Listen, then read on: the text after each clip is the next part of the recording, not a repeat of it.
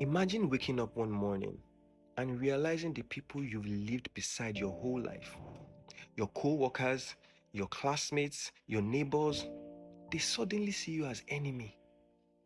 Not because of something you did, but because of something written on your ID card. Rwanda in 1994 wasn't just a genocide.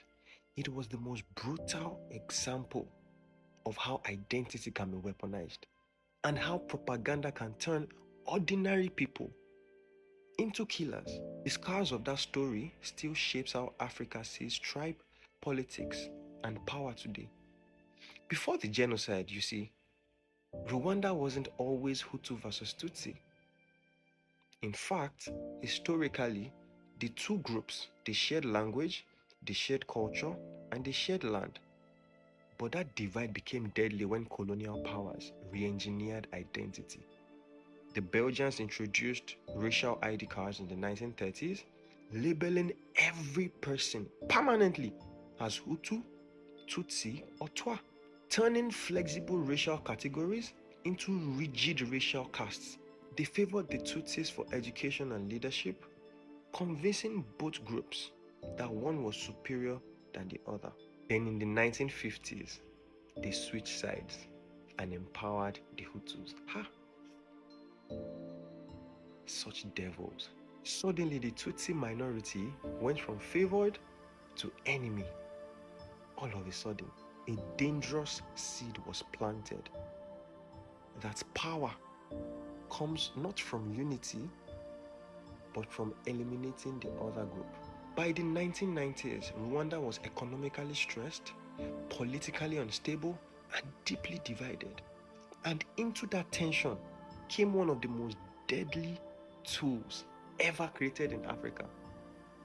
Do you know what it is? It's simple. It's simple. Media. Media. Very simple. A radio station was created. A radio station that disguised hate as entertainment. Broadcasters joked, mocked, sang, and casually referred to the Tutsi as Enyezi, which means cockroach. It normalized the unthinkable until killing your neighbor started to feel like defending the nation. This is how societies collapse. Once you dehumanize people, then destroying them starts to feel justified. Imagine ingraining that in the minds of people, that the other group, they are not worth being called humans. So when it came time to start killing the other group, it felt normal. They felt justified to do it. They are not humans anyway. We are better than them anyway. And so on April 6th, 1994, the plane carrying Rwandan president was shot down. Talk about engineering chaos. Within hours, the genocide began. For 100 days, Rwanda fell into darkness.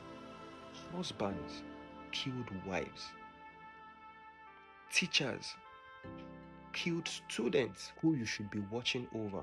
Neighbors hunted neighbors, and nearly 1 million people were murdered. Not by soldiers, but by people like them who were convinced they were in a battle for survival. Who told them they were in a battle for survival? And then guess what? The world watched. The superpowers, the UN, the United Nations watched. Instead of intervening, what did they do? They were debating definitions while people died. When the genocide finally ended, Rwanda was physically, emotionally, and spiritually broken. Out of that darkness came a painful truth. Division is never accidental.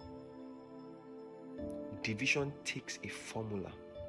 It takes a deliberate formula. It is not accidental. It was engineered. And you see, Africa's modern tribal conflicts, from Nigeria to Kenya to Sudan, they are built on this formula. This same formula. Take a nation, label its people, and divide them. Simple and short. Rwanda is thriving now, but that story is a warning. It's a reminder of what happens when identity is turned into a weapon. What I don't understand is how Africans can't see these things. It's still happening till today. The real danger is not tribe. Get it? It is the people who profit when the tribes hate each other. It starts from the top, whether we like it or not. Because if there's someone who is intelligent enough, who's smart enough to see it for what it is, you are able to unite your people intentionally. We're on that journey right now, and it's going to happen. It's going to happen. Till next time.